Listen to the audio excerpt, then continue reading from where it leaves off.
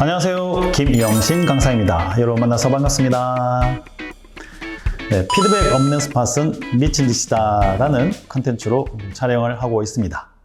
혹시 오늘 이 영상이 처음 보는 영상이라면 제가 첫 번째 피드백 없는 스팟은 미친 짓이다 라는 왜 이런 이야기를 하는지 이유를 첫 번째 영상을 찾아보셔서 강의 시청하시면 이해가 좀 되실 거라고 생각됩니다.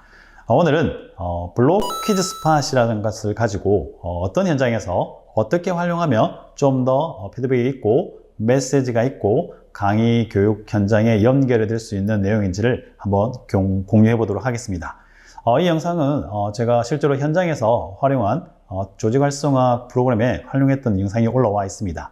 스토피아 HR 컨설팅에 있는 제 영상을 한번 참고해 주시면 더 좋을 것 같고요.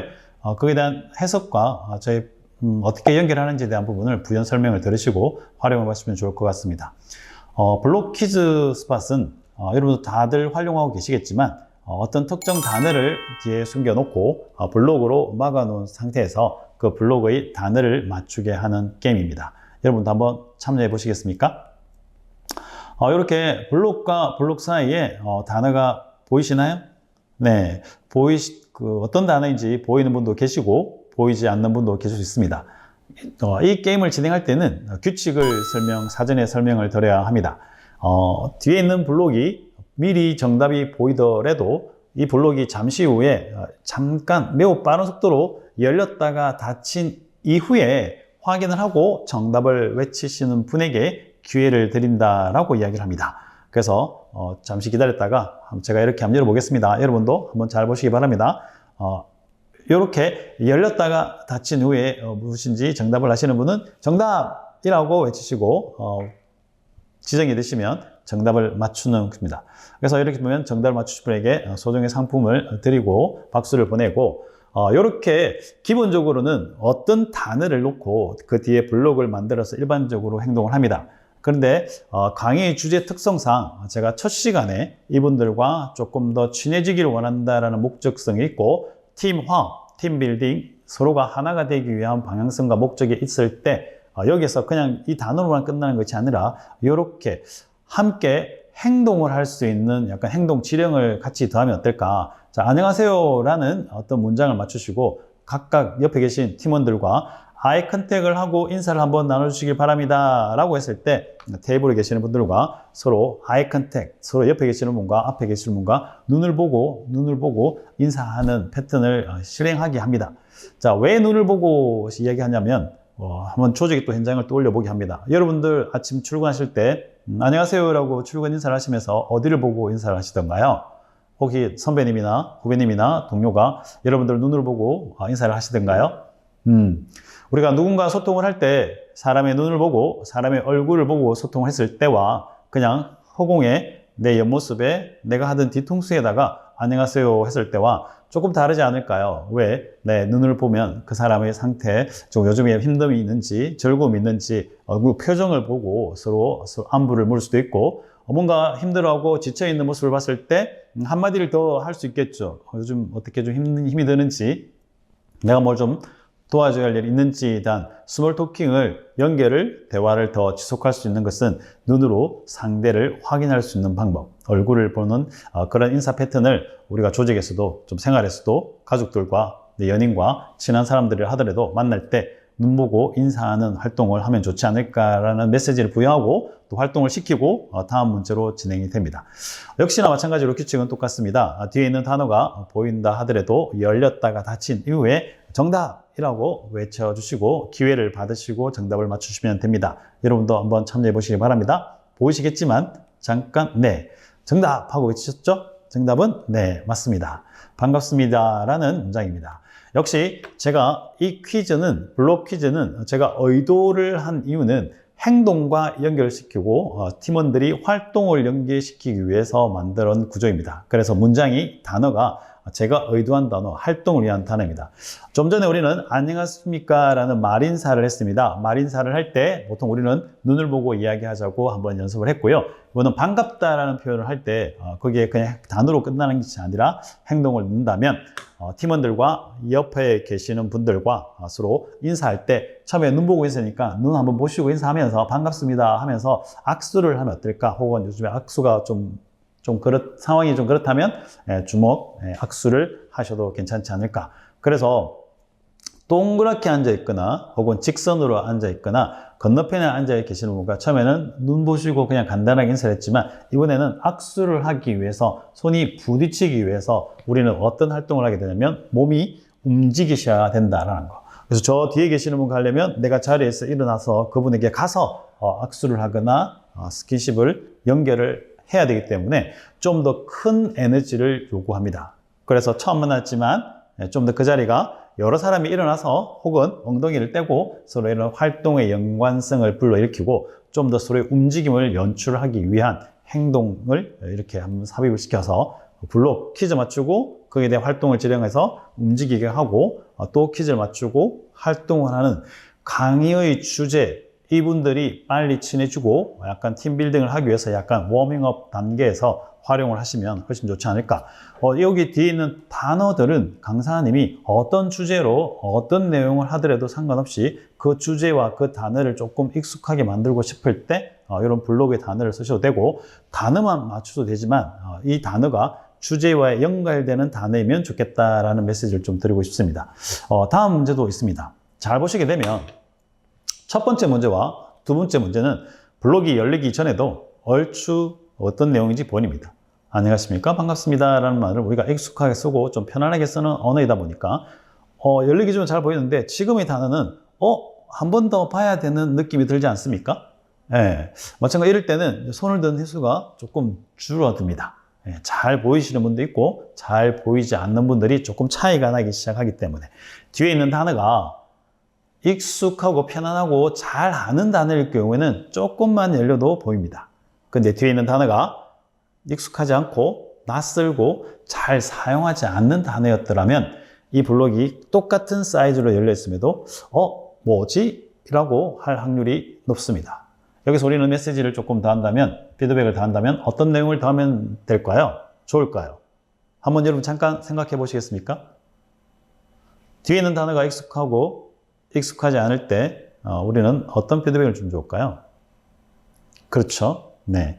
그만큼 그 사람과 내가 서로 잘 알고 있을 때는 조금만 이야기하고 조금만 내 생각과 내 표정을 연결해도 어떤 상태인지를 알아차릴 수 있습니다.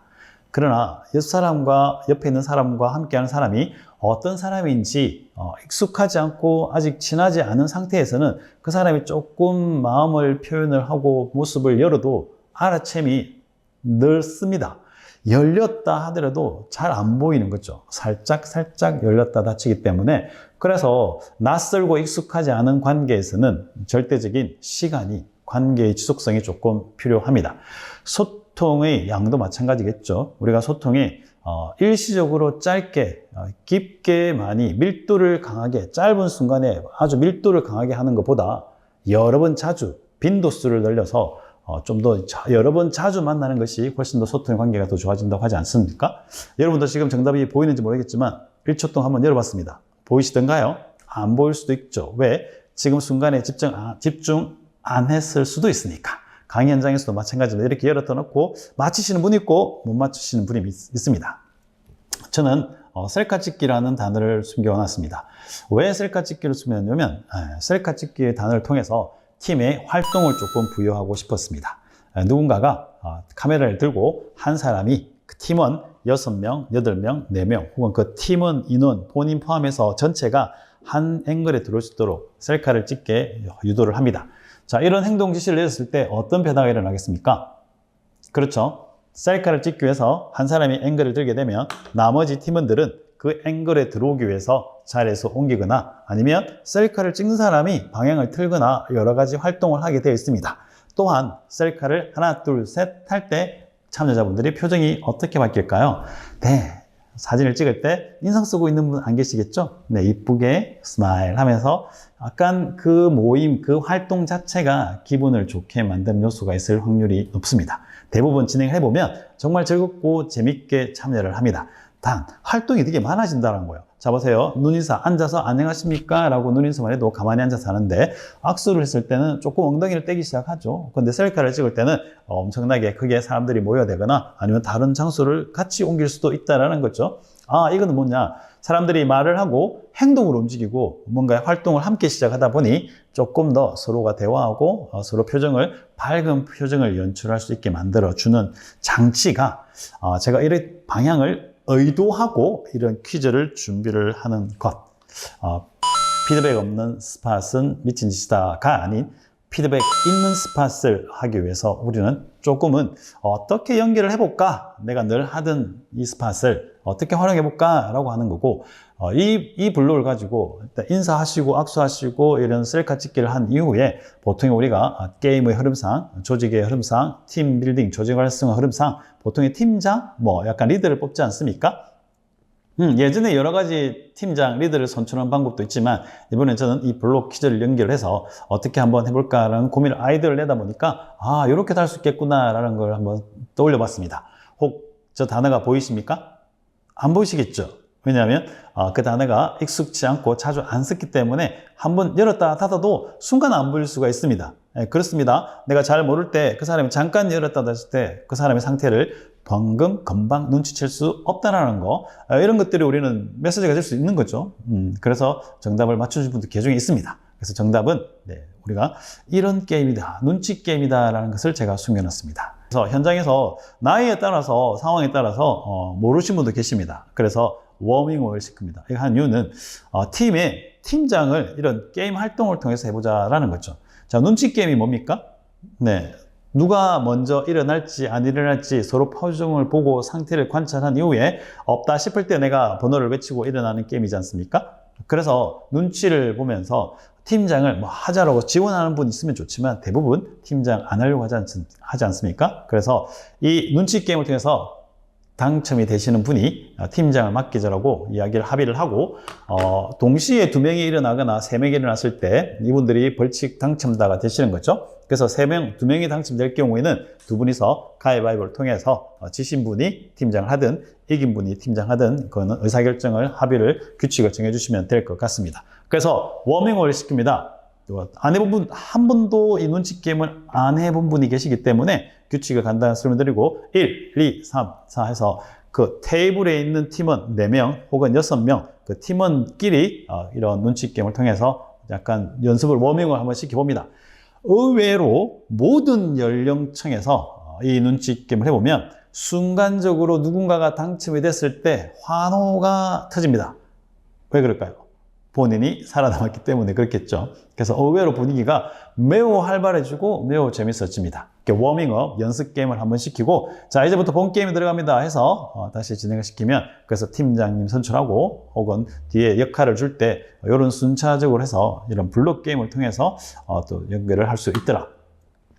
기존에 여러분들이 하고 계시는 이런 블록 게임, 뒤에 있는 단어만 단순히 맞추기 위해서 활용하셨다면 거기에 좀 더 한 번 더 생각해보고 한 번 더 활동을 연계할 수 있는 문장을 더해서 퀴즈 맞추시고 활동하시고 참여하시고 퀴즈 맞추시고 활동하시고 참여하시고 메시지 부여하시고 진행을 하다 보면 10분의 이런 아이스 브레이킹 혹은 스팟을 활용했는데 거기에 오늘 내가 전달하고자 하는 핵심 강의 주제가 연결되어 있거나 그 활동을 통해서 우리가 느낀 소감, 느낀 메시지를 자연적으로 연결할 수 있는 좀 경험이 많은 강사님, 뭔가 메시지 부여를 잘하는, 동기부여를 잘하는 강사님의 모습이 전달되지 않을까 싶습니다. 오늘 이런 강의 활동을 통해서 여러분들이 기존에 하고 있던 새로운 컨텐츠가 아닌 여러분이 하고 있는 그 컨텐츠의 그 스팟에 조금은 내가 하는 강의와 연결을 시킬 수 있는 어떤 이야기를 해볼까, 어떤 행동을 시켜볼까, 어떤 걸 해볼까라고 아이디어를 확산을 시키시면 좋을 것 같습니다. 자, 이런 여러 가지 활동의 내용을 앞으로 지속적으로 저희 노하우를 낱낱이 탈탈탈 털어서 여러분과 공유하고자 합니다. 누군가가 제 선배 강사님이 이런 말을 했습니다. 나는 있잖아, 배워서 남 주는 게 너무 좋아. 내가 배워서 내가 익힌 걸 누군가 알려주는 게 너무 좋아 라는 선배님의 말씀이 기억납니다. 저 역시 약간의 성장과 학습은 배워서 남주자라는 패턴을 가지고 가치관을 가지고 공부하고 연습하고 있습니다.